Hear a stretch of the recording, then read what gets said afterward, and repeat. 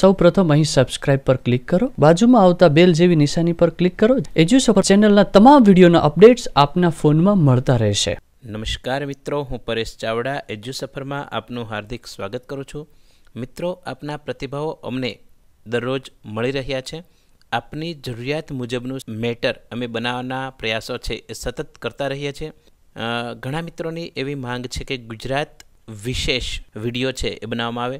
તો મિત્રો, એ વિડીયો પણ અમે થોડા સમયમાં આપની સમક્ષ લાવવાનો પ્રયાસ છે એ કરીએ. પરંતુ હાલ જે કરંટ અફેર્સની સિરીઝ છે એ સિરીઝમાં કોઈ બ્રેક ન લગાવતા આપણે દર 3 દિવસે એક કરંટ અફેર્સનો વિડીયો છે એ આપીએ છીએ. એ આપ જરૂરથી જોવાનું ચૂકશો નહીં. અને તેની અંદર પણ અમે આવતા હશે એટલા તમામ ગુજરાતના મુદ્દાઓ છે એને સાંકળી લેવાનો પ્રયાસ કરીશું. તો સૌપ્રથમ હવે શરૂઆત કરીએ તારીખ 19 થી 21 એપ્રિલ 2017ના કરંટ અફેર્સના મુદ્દાઓથી. તો પ્રથમ મુદ્દો છે એટલે કે હવેથી ગોરખપુર વાયુસેના સ્ટેશનનું નામ મહાયોગી ગોરખનાથ હવાઈ મથક રાખવામાં આવશે. મિત્રો, આપ જાણતા હશો કે આ ગોરખપુર વાયુસેના મથક છે તે ઉત્તર પ્રદેશની અંદર જે આદિત્ય યોગી છે એની સરકાર પછી એટલે કે એ આવ્યા પછી આ નામ છે એ બદલવાની કવાયત છે હાથ ધરવામાં આવી છે. બીજી વાત આપણે એ પણ જણાવી કે આગ્રા હવાઈ મથક છે, આગ્રા હવાઈ મથકનું નામ બદલી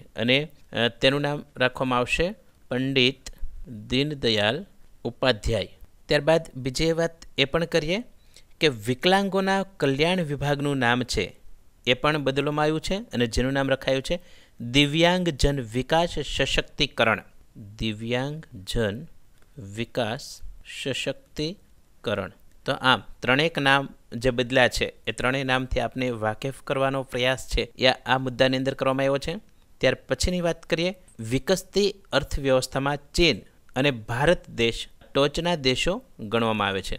શું કામ? તો એટલા માટે ટોચના દેશો ગણવામાં આવે છે કે હાલ બંને દેશનું અર્થતંત્ર છે એ વિસ્તરી રહ્યું છે અને તેનો જે વિકાસ છે એટલે કે બંને દેશોનો વિકાસ છે એ સતત હરણફાળ ભરે છે અને તેથી બંને દેશોને ટોચના દેશો તરીકે ઓળખવામાં આવે છે એવું કહી શકાય. ત્યારબાદ વાત કરીએ, હાલમાં ઓસ્ટ્રેલિયન સરકાર દ્વારા પોતાની અગત્યની એવી 547 જે વિઝા પોલિસી છે આ ઓળખ ધરાવતી તે બંધ કરેલ છે. મિત્રો, આપણે જણાવી દઈએ કે ભારતીય લોકો માટે આ પોલિસી છે એ ખૂબ મહત્ત્વની હતી, પરંતુ હાલ ઓસ્ટ્રેલિયન સરકાર દ્વારા તેને બંધ કરવાનો નિર્ણય લેવાયો છે. ત્યારબાદ વાત કરીએ, હાલમાં વિનય શાહ LIC હાઉસિંગ ફાઇનાન્સના નવા મેનેજિંગ ડિરેક્ટર અને CEO તરીકે નિયુક્તિ પામ્યા છે.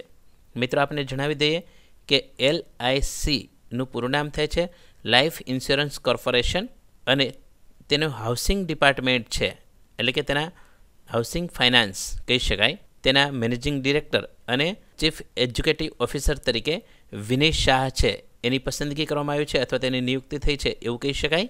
મિત્રો, આની સાથે સંકળાયેલા અન્ય 2 પૂરક પ્રશ્નો છે એની આપણે વાત કરીએ તો LICનું વડું મથક છે એ મુંબઈ ખાતે છે અને બીજો એક પૂરક પ્રશ્ન એ પણ થઈ શકે કે હાલ LICના ચેરમેન તરીકે વિજયકુમાર શર્મા ફરજ બજાવી રહ્યા છે. ત્યારબાદ વાત કરીએ, ગ્લોબલ કનેક્ટિવિટી ઇન્ડેક્સ 2017માં અમેરિકા પ્રથમ સ્થાને જાહેર થયું છે. મિત્રો, આપણે વાત કરીએ કે આ ગ્લોબલ કનેક્ટિવિટી ઇન્ડેક્સમાં ભારત વિશ્વમાં 43મા સ્થાને રહેવા પામેલ છે. તો હજુ ભારતે વિકસવાનું ઘણું બધું બાકી છે તેવું આ આંકડા ઉપરથી આપણે જોઈ શકીએ છીએ. ત્યારબાદ વાત કરીએ, વૈશ્વિક ફોરેન ડાયરેક્ટ ઇન્વેસ્ટમેન્ટ વિશ્વાસ સૂચકાંકમાં ભારત 8મા સ્થાન પર રહેલ છે. તો વિદેશમાંથી આવતું મૂડીરોકાણ દેશમાં કઈ રીતે વધે તે માટેનો જે આ આંક છે એ બહાર પાડવામાં આવેલ છે અને તેમાં ભારત છે એ 8મા ક્રમાંકે રહ્યું છે એવું કહી શકાય. ત્યારબાદ વાત કરીએ, વિશ્વના 42 દેશોના 100 જેટલા શહેરોમાં સુરત રોલ મોડેલ બનશે. કારણ કે હાલ સુરતની પ્રગતિ છે એ સતત ને સતત વધી રહી છે એવું કહી શકાય અને તેમાં શહેરી સુવિધાઓ છે એ પણ વધારવામાં આવશે. મિત્રો, આપ જાણતા હશો કે સુરતના ઘણા બધા ઉપનામ છે, ખાસ કરીને જેને આપણે ડાયમંડ સિટી બોલીએ છીએ. મિત્રો, આપ એ વાતથી વાકેફ હશો કે સુરત પહેલાં જરી ઉદ્યોગ માટે ખૂબ પ્રખ્યાત હતું અને હાલ સુરતની વાત કરીએ તો સુરતમાં આશરે 105 જેટલા ઓવરબ્રિજ બન્યા છે, તેથી તેને બ્રિજ સિટીનો દરજ્જો છે એ પણ અપાયો છે. ટૂંકમાં આ તમામ વાતો છે એ સુરતના વિકાસને બતાવતી વાતો છે એવું કહી શકાય. ત્યાર પછીની વાત કરીએ SAUNI એટલે કે સૌની યોજનાનું પૂરું નામ શું થાય છે?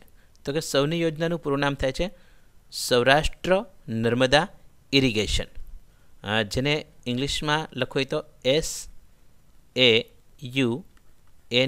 તરીકે ઓળખાવી શકે. અહીંયા SAU છે તેને સૌરાષ્ટ્ર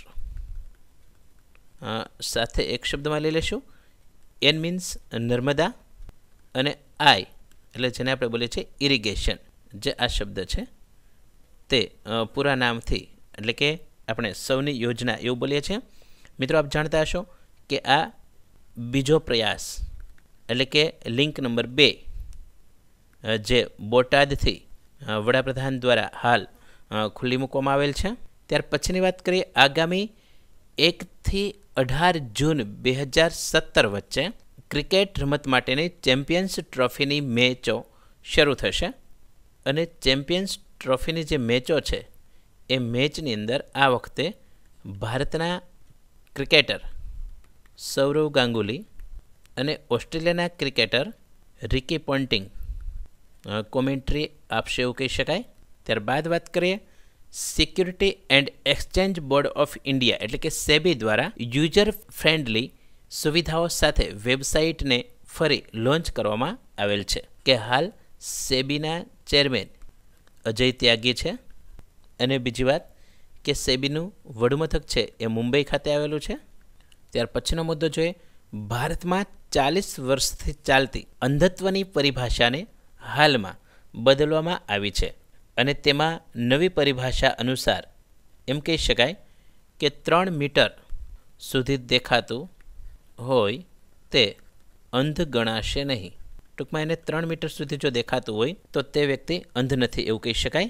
ત્યારબાદ વાત કરીએ ભારતની જૂની અંધત્વની પરિભાષા. ભારતની જૂની અંધત્વની પરિભાષા વર્ષ 1976 મુજબ અસ્તિત્વમાં હતી. એટલે કે આજથી 40 વર્ષ પહેલાં આ પરિભાષા વપરાતી હતી, જે હવે તેમાં ફેરફાર આવ્યો છે. ભારતની જૂની અંધત્વની પરિભાષા વર્ષ 1976 મુજબ અસ્તિત્વમાં હતી, એટલે કે 40 વર્ષ પહેલાંની આ પરિભાષા છે એ ચાલતી હતી અને તેમાં એવું હતું કે વ્યક્તિ 6 મીટર અંતરથી જો આંગળા ન ગણી શકે તો તેને અંધ ગણવામાં આવતી હતી. ત્યારબાદ વાત કરીએ ભારતમાં અંધત્વની યોજનાનું નામ પણ બદલવામાં આવેલ છે. હવેથી જે અંધત્વની યોજના છે તેને the national programme for control of blindness and visual impairment રાખવામાં આવેલ છે. તો નામ થોડુંક અટપટું છે, પરંતુ અહીંયા જાણકારીની દ્રષ્ટિએ આપણી પાસે આ નામ બદલાયું છે તેનો ખ્યાલ હોવો આવશ્યક છે, તેથી લેવાનો પ્રયાસ છે એ કરેલો છે. મિત્રો, આની સાથે પૂરક એક મહત્ત્વનો પ્રશ્ન છે આપને જણાવી દઈએ કે રાષ્ટ્રીય દૃષ્ટિહીનતા સર્વેક્ષણ વર્ષ 2007માં થયેલું, જેને કહેવાય રાષ્ટ્રીય દૃષ્ટિહીનતા સર્વેક્ષણ 2007ની અંદર, અને એને અનુસાર એમ કહી શકાય કે ભારતમાં 1.20 કરોડ લોકો અંધત્વનો ભોગ બનેલા છે. ત્યારબાદ વાત કરીએ પશ્ચિમ બંગાળની સરકારે પ્રાથમિક અને માધ્યમિક ક્ષેત્રમાં કામ કરતા કર્મચારીઓ માટે પેન્શન યોજનાની શરૂઆત કરેલ છે. મિત્રો, આપ જાણતા હશો કે આ પેન્શન યોજનાથી કર્મચારી છે તેનું જીવન બહેતર બને છે અને તેનાથી તે પોતે સિક્યોર થાય છે, તેથી તે પોતે પોતાનું જે ક્ષેત્ર છે તેમાં પ્રદાન પણ સારું કરી શકશે. તો આ સરકારનું એક સ્તુત્ય પગલું છે તેવું કહી શકાય. ત્યારબાદ વાત કરીએ હાલ દેશના VIP સ્ટેટસવાળા નામની યાદી 450થી વધારે છે. તો ભારત દેશ છે એ VIPઓનો દેશ કહી શકાય એવું છે, કારણ કે ચીન સરકાર છે એ પણ ભારતમાં જેટલા VIP છે તેટલા VIP ધરાવતી નથી. મિત્રો, આપને જણાવી દઈએ કે ભારતમાં 298 જેટલા VIP છે તે એટલે કે એ લોકોને વિવિધ પ્રકારની જે સુરક્ષાઓ છે એ આપવામાં આવે છે. અને મહત્ત્વની વાત એ કરીએ કે આમાંના જે 26 જેટલા વીઆઈપી છે તેને સરકાર દ્વારા Z+ સિક્યુરિટી છે એ પ્રોવાઈડ કરે છે. તો વિચાર કરો કે એક મહત્ત્વની જે આ સિક્યુરિટી છે એ માત્ર આવા લોકો પાછળ ખર્ચાય છે, જેથી સરકાર પણ ઘણી બધી રીતે અગવડતા છે એ ભોગવે છે એવું કહી શકાય. ત્યારબાદ વાત કરીએ 19મી એપ્રિલ 2017ના રોજ ફિલ્મ અભિનેત્રી સાયરા બાનુ અને અભિનેતા Jackie શ્રોફને Raj Kapoor life time achievement award આપવામાં આવેલ છે. મિત્રો, આ એવોર્ડ મહારાષ્ટ્ર સરકાર દ્વારા આપવામાં આવે છે.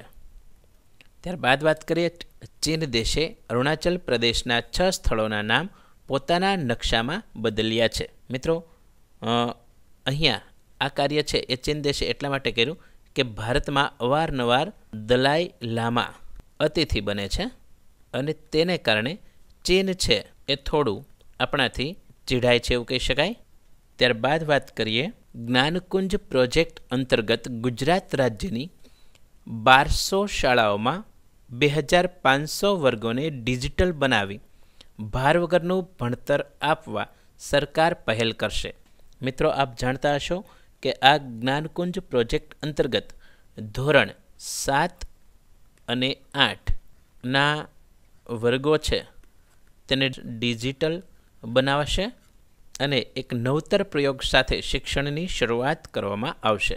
ત્યારબાદ વાત કરીએ ગુજરાત સરકાર દ્વારા વર્ષ 2013માં સુપ્રીમ કોર્ટના આદેશથી લાલ બત્તીની ગાઈડલાઈન બનાવવામાં આવેલ છે. મિત્રો, છેલ્લા સમયથી સરકાર છે એ લાલ લાઇટવાળી ગાડી છે એ કોઈ વ્યક્તિ ન રાખે તે માટેની જે પ્રક્રિયા છે એ કરી રહી છે ને તેના માટેના આદેશ પણ બહાર પડ્યા છે. પરંતુ ગુજરાત સરકારે તો વર્ષ 2013થી જ આ પ્રકારની કામગીરી છે એ શરૂ કરેલી છે એવું કહી શકાય, જે આપને અહીંયા દેખાય છે.